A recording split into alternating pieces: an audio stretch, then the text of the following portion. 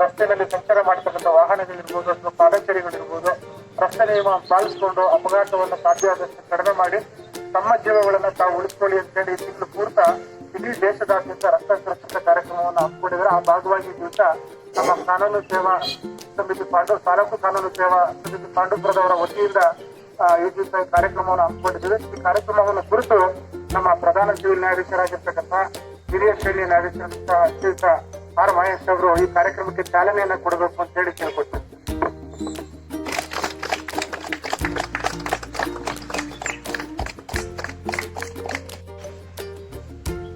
ಈ ದಿನ ರಾಷ್ಟ್ರೀಯ ಯುವ ದಿನಾಚರಣೆ, ಸ್ವಾಮಿ ವಿವೇಕಾನಂದರ 160ನೇ ಜನ್ಮ ದಿನಾಚರಣೆ ಇದೆ. ಹಾಗಾಗಿ ಎಲ್ಲ ಸಾರ್ವಜನಿಕ ಬಂಧುಗಳಿಗೆ ಯುವ ದಿನಾಚರಣೆ ಮತ್ತು ಸ್ವಾಮಿ ವಿವೇಕಾನಂದರ 160ನೇ ದಿನಾಚರಣೆಯ ಶುಭಾಶಯಗಳು. ಎಲ್ಲರಿಗೂ ಹೃತ್ಪೂರ್ವಕ ಸ್ವಾಗತ. ನಮ್ಮ ಗೌರವಾನ್ವಿತ ಉಚ್ಚ ನ್ಯಾಯಾಲಯದ ನಿರ್ದೇಶನ ಮೇರೆಗೆ ನಾವು ಇಂದು ರಸ್ತೆ ಸುರಕ್ಷತೆ ಬಗ್ಗೆ ಮಾಹಿತಿ ನೀಡಬೇಕು ಅಂತ ಹೇಳಿ ಬಂದ ಹಿನ್ನೆಲೆಯಲ್ಲಿ ಒಂದು ಕಾರ್ಯಕ್ರಮ ಈಗ ಆಯೋಜಿಸಿದೆ. ನಾವು ಮಂಡ್ಯದಲ್ಲಿ ನೋಡಿದಂಗೆ ಮಂಡ್ಯ ಜಿಲ್ಲೆಯಲ್ಲಿ ಇಲ್ಲಿ ಪ್ರತಿಯೊಂದು ಸಾರ್ವಜನಿಕರು ರಸ್ತೆ ಸುರಕ್ಷತೆಯನ್ನ ಪಾಲನೆ ಮಾಡ್ತಾ ಇಲ್ಲ. ಇದರ ಬಗ್ಗೆ ಪೊಲೀಸರು ಕೂಡ ಗಮನ ಹರಿಸ್ತಾ ಇಲ್ಲ. ಕಾರಣಗಳು ಏನು ಅಂತ ಅವ್ರಿಗೆ ಗೊತ್ತು, ನಮಗೆ ಗೊತ್ತಿಲ್ಲ. ಅದು ನಾನು ಎಲ್ಲ ಸಾರ್ವಜನಿಕ ಬಂಧುಗಳಲ್ಲಿ ಕೇಳೋದಕ್ಕೆ, ನಾವು ಸ್ವತಃ ಕಾನೂನನ್ನ ಪಾಲನೆ ಮಾಡಬೇಕು. ರಸ್ತೆ ಅಪಘಾತ ಪ್ರಕರಣಗಳು ನಮ್ಮ ವ್ಯಾಪ್ತಿ ಪೊಲೀಸ್ ಠಾಣೆಗಳಲ್ಲಿ ಪ್ರತಿದಿನ ನಮಗೆ 3 FIR ಬರ್ತಾ ಇದ್ದಾವೆ. ಅಂದ್ರೆ 4 ಸ್ಟೇಷನ್ ಇಂದ ಸುಮಾರು 12 FIR ಗಳು ಬರ್ತಾ ಇದ್ದಾವೆ. 12 FIR ಅಂದ್ರೆ ಬರೀ ಅಪಘಾತ ಪ್ರಕರಣಗಳು. ಯಾಕೆ ಆಗ್ತಾ ಇದೆ ಅಂತಂದ್ರೆ, ಪ್ರಥಮವಾಗಿ ಭೌಗೋಳಿಕ ರಸ್ತೆಗಳು ಸರಿ ಇಲ್ಲ. ಮಂಡ್ಯ ಜಿಲ್ಲೆ ಒಳಗಡೆ ಎಲ್ಲ ತಿರುವಿನ ರಸ್ತೆ ಮತ್ತೆ ಕಿರಿದಾದ ರಸ್ತೆ. ಇದನ್ನ ಸರ್ಕಾರ ಗಮನ ಹರಿಸಬೇಕು, ಅದನ್ನ ಸರಿಪಡಿಸಬೇಕು. ಅದು ನಮ್ಮ ನಿಮ್ಮ ಕೈಲಿಲ್ಲ. ಅದು ಸರ್ಕಾರಕ್ಕೆ ನಾನು ಮನವಿ ಮಾಡ್ತೀನಿ. ರಸ್ತೆಗಳನ್ನ ನೇರವಾಗಿ ಮತ್ತು ಅಗಲವಾಗಿ ವಾಹನಗಳು ಓಡಾಡುವಷ್ಟು ವ್ಯವಸ್ಥೆ ಮಾಡ್ಕೊಡ್ಬೇಕು ಅಂತ ಹೇಳಿ ಸರ್ಕಾರದಲ್ಲಿ ಮನವಿ ಮಾಡ್ತೇನೆ. ಅದು ಸರ್ಕಾರದ ಕೆಲಸ.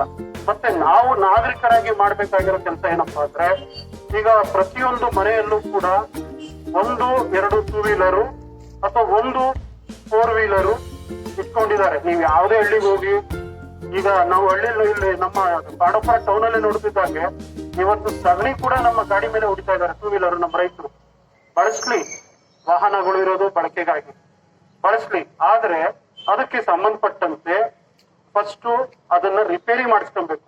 ಹೊಸ ಗಾಡಿ ತಗೊಂಬರ್ತಾರೆ, ಈಗ ಎಲ್ಲ ಲೋನ್ ಮೇಲೆ ಗಾಡಿಗಳು ಕೊಡ್ತಾ ಇದ್ದಾರೆ. ಹೊಸ ಗಾಡಿ ತಂದ್ರೆ ಅದು ರಿಪೇರಿಗೆ ಹೋಗಲ್ಲ. ಅವ್ರ ಹತ್ರ ಚೂರ್ ಆಗತಕ್ಕೂ ಓಡಿಸ್ತಾ ಇರ್ತಾರೆ. ಅದು ಕಿತ್ತೋಗ್ಬೇಕು, ಅಲ್ಲಿವರೆಗೂ ಬಿಡೋದಿಲ್ಲ. ಅವರು ಸಗಣಿ ಹೊಡಿತಾರೆ, ಕಪ್ಪು ಹೊಡಿತಾರೆ, ಎಲ್ಲ ಹೊಡಿತಿರ್ತಾರೆ. ಅದರಲ್ಲಿ ಅದಾಗ್ಬಾರ್ದು. ನಮ್ಮ ಗಾಡಿನ ಕಾಲಕ್ಕೆ ತಕ್ಕನಾಗಿ ಸರ್ವಿಸ್ ಮಾಡಿಸ್ಬೇಕು. ಬ್ರೇಕ್ ಇದ್ಯಾ, ಅದಕ್ಕೆ ಹಾರನ್ ಇದ್ಯಾ, ಹೆಡ್ಲೈಟ್ ಇದ್ಯಾ ನೋಡ್ಕೊಂತ ಇರ್ಬೇಕು. ಹೋಗೋದನ್ನ ಸರಿ ಮಾಡಿಸ್ಕೊಬೇಕು. ಅದನ್ನ ನಾವು ಸಾರ್ವಜನಿಕ ರಸ್ತೆಯಲ್ಲಿ ಚಾಲನೆ ಮಾಡ್ಬೇಕಾದ್ರೆ ಸುಸ್ಥಿತಿಯಲ್ಲಿ ಇದೆಯಾ ಅನ್ನೋದನ್ನ ಫಸ್ಟ್ ನಾವು ಗಮನ ಹರಿಸ್ಬೇಕು. ಅದಕ್ಕೆ ಸೂಕ್ತವಾದ ಒಂದು ರಿಪೇರಿ ಇದು ಎಲ್ಲ ಮಾಡಿಸ್ಕೊಬೇಕು. ಅದು ಫಸ್ಟ್. ನಾನು ಏನ್ ಮಾಡ್ಬೇಕು ಮಾಡಬಾರ್ದು ಅಷ್ಟೇ ಹೇಳ್ತೀನಿ. ಇವತ್ತು ಡೂಸ್ ಅಂಡ್ ಡೋಂಟ್ಸ್ ನಾನು ಮಾತ್ರ ಹೇಳ್ತಾ ಇದೀನಿ. ಮೊದ್ಲು ನಮ್ ಗಾಡಿನ ನಾವು ಸರ್ವಿಸ್ ಮಾಡಿಸ್ಕೊಬೇಕು, ಸುಸ್ಥಿತಿಯಲ್ಲಿ ಇಟ್ಕೊಬೇಕು. ಅದನ್ನ ಮಾಡ್ಬೇಕು. ಮತ್ತೆ ವಾಹನ ಚಾಲನೆ ಮಾಡೋದಕ್ಕೆ ನಾವು ಕಾನೂನು ನಿಗದಿಪಡಿಸಿರುವಂತಹ ಚಾಲನಾ ಪರವಾನಗಿ ಇದೆಯಾ, ವಿಮೆ ಇದೆಯಾ, ಮತ್ತೆ ಅದು ಫಿಟ್ ಆಗಿದ್ಯಾ, ಫಿಟ್ನೆಸ್ ಸರ್ಟಿಫಿಕೇಟ್ ವ್ಯಾಲಿಡ್ ಇದೆಯಾ ಅನ್ನೋದನ್ನೆಲ್ಲ ವೆರಿಫೈ ಮಾಡಿಕೊಂಡು ವಾಹನಗಳನ್ನ ಚಾಲನೆ ಮಾಡಬೇಕು. ಆಗ ನಮ್ಮಿಂದ ಬೇರೆಯವ್ರಿಗೆ ಒಂದು ತೊಂದರೆ ಆಗಲ್ಲ, ಜೀವ ಹಾನಿ ಆಗಲ್ಲ.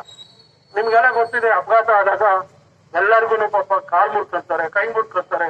ಹೆಡ್ ಇಂಜುರಿ ಆದಾಗ ಸಾಕಷ್ಟು 90% ಪ್ರಕರಣಗಳಲ್ಲಿ ಜೀವ ಹಾನಿ ಆಗ್ತದೆ. ಜೀವ ಹಾನಿ ಆದಾಗ ಅವರನ್ನ ಅವಲಂಬಿತರಾದಂತ ಅವರ ಕುಟುಂಬ ವರ್ಗದವ್ರಿಗೆ ತುಂಬಾ ಅಪಾರವಾದ ಒಂದು ನಷ್ಟ ಉಂಟಾಗ್ತದೆ. ತಂದೆ ತಾಯಿ ನೋಡ್ಕೊಳ್ಳೋರಿಗೆ ಮಗ ಇಲ್ದಂಗ ಆಗ್ತಾನೆ, ಹೆಂಡತಿ ನೋಡ್ಕೊಳ್ಳೋರಿಗೆ ಗಂಡ ಇಲ್ದಂಗ ಆಗ್ತಾನೆ, ಮಕ್ಕಳಿಗೆ ತಂದೆ ತಾಯಿ ಇಲ್ದಂಗ ಆಗ್ತಾರೆ. ಇದೆಲ್ಲ ಸಮಸ್ಯೆಗಳಿದೆ.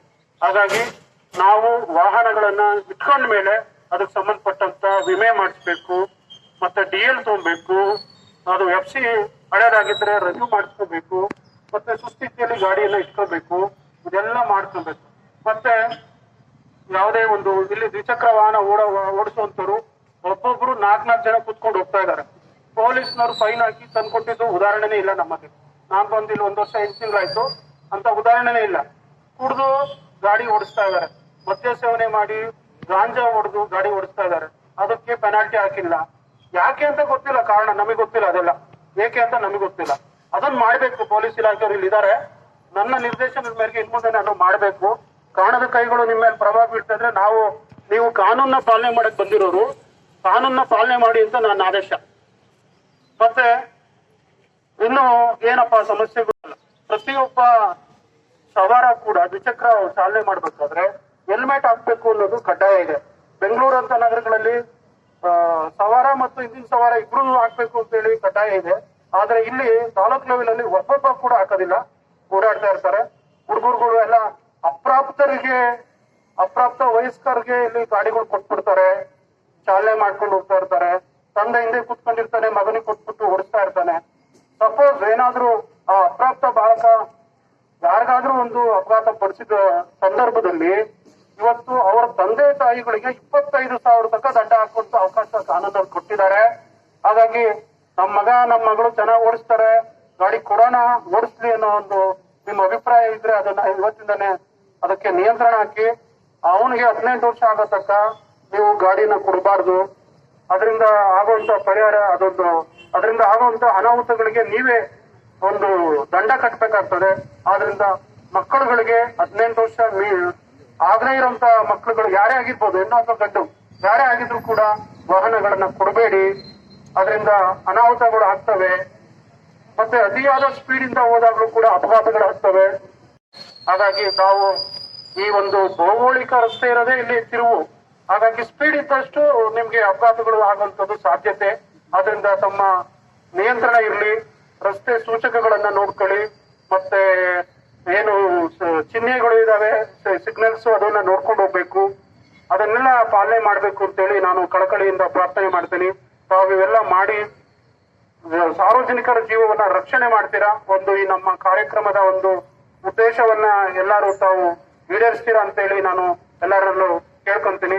ಈ ಒಂದು ಕಾರ್ಯಕ್ರಮದಲ್ಲಿ ಇಂದು ಹಾಜರಾಗಿರುವಂತಹ ಎಲ್ಲ ನಮ್ಮ ಏನು ಪ್ರೆಸ್ ಮೀಡಿಯಾ ಅವರ ಫ್ರೆಂಡ್ಸ್, ಮತ್ತೆ ವಕೀಲರು, ಸಾರ್ವಜನಿಕರು, ಪೊಲೀಸ್ ಇಲಾಖೆಯವರು ಹಾಗೂ ಎಲ್ಲ ಇಲ್ಲಿ ನೆರೆದಿರುವಂತಹ ಬಂಧು ಮಿತ್ರರಲ್ಲಿ ನಾನು ಕೇಳ್ಕೊಳ್ಳೋದಿಷ್ಟೇ, ಈ ಒಂದು ಸಣ್ಣ ಕಾರ್ಯಕ್ರಮವನ್ನ ನೀವು ಅತಿ ಹೆಚ್ಚಾಗಿ ಸಾರ್ವಜನಿಕರಿಗೆ ಪ್ರತಿಯೊಂದು ಮನೆಗೂ ತಲುಪುವ ರೀತಿ ಪತ್ರಿಕೆಗಳಲ್ಲಿ ಬರೆದು ಅವ್ರಿಗೆ ಒಂದು ರಸ್ತೆ ಸುರಕ್ಷತೆ ಮತ್ತು ಜೀವ ಒಂದು ಹಾನಿ ಆಗೋದ್ರ ಬಗ್ಗೆ ಅವ್ರಿಗೊಂದು ಅರಿವು ಮೂಡಿಸ್ಬೇಕು.